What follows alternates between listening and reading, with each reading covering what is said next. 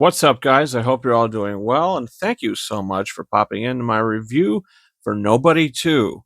This is a sequel for a film that came out in 2021. And this was the time period that movie theaters started to reopen. But they were still showing these films on like Peacock or whatever the app was that the movie came out on. They would show it at home as well.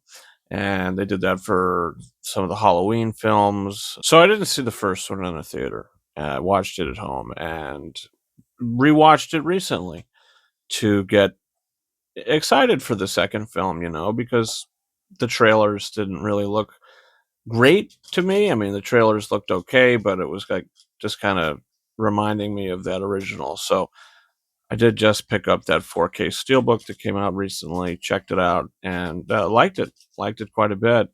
I've actually got a review for it. And here we are talking about Nobody 2, a film that completely disappointed me.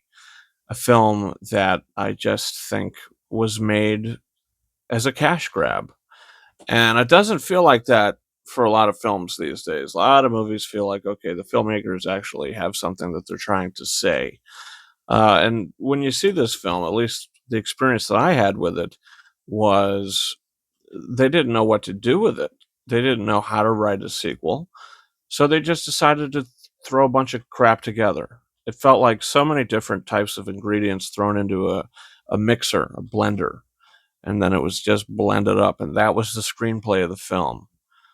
That was the finished, aftermath of that. So the movie feels very messy to me, very chaotic. There's just too many things going on, too many characters that you have to worry about.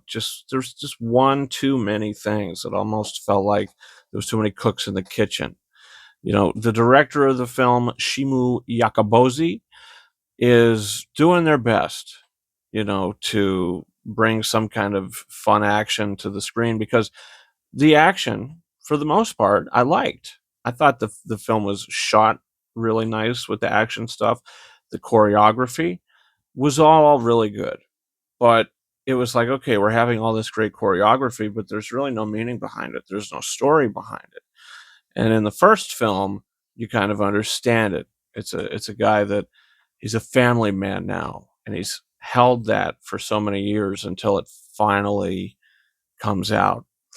And the last movie just did it really well. In this film, it picks up, and he's sort of dealing with his past, and he has to sort of pay up. He has to get to the point where he's like, I'm taking a vacation. I have to. It's affecting my family life, which I liked, and I liked the family element of it. There's a lot of stuff that really works in this film. It's just when it tries to do other things, and unfortunately, when it tries to be its own thing, is when it fails the most for me. I think this movie has a lot of action, even more so than the first film. And by the end of the film, it was all just kind of like noise to me. That ending in the first movie, the shootout in his job and the whole warehouse thing was great. And the whole film led to that awesome scene. This movie, it's like the whole film leads to an ending that just doesn't feel as special. It feels very cliched. This is, all stuff we've seen before and not done in an interesting way. Bob Odenkirk is great in the film. All the cast members are doing really good. I was really disappointed that Christopher Lloyd, the guy who plays his father, he's in the movie a lot, I would say. He's in it more than I thought he would be. But when he's there, all he's got to do is like one-liners or just sit in the back seat. Sometimes he doesn't even say anything. He's just kind of around. And I just didn't like the way that his character was used in this. I thought he should have been put to the forefront more because I loved him in the first movie, and he was one of the funniest parts of it. This old man who's he's like Master Yoda. He's in a he's in a cane, he's walking around with a cane, and you think that he's really slow, but then he's a Jedi Knight and he's using the Force, Jedi Master, and all that. So I felt like that was a cool similarity with him in the first movie. This film, it's there, but it almost feels like he's coming in for a paycheck because the material's just not there. I mean, Bob Odenkirk is giving a great performance. He's getting paid to do that. He's an actor. But the screenplay and the direction and just the way that the story went and how I feel like the studio was like, you know what? We needed a second one. We needed to, make some more money off this. I mean, there's even a poster for one of their other recent films at the background of somebody's house in this movie.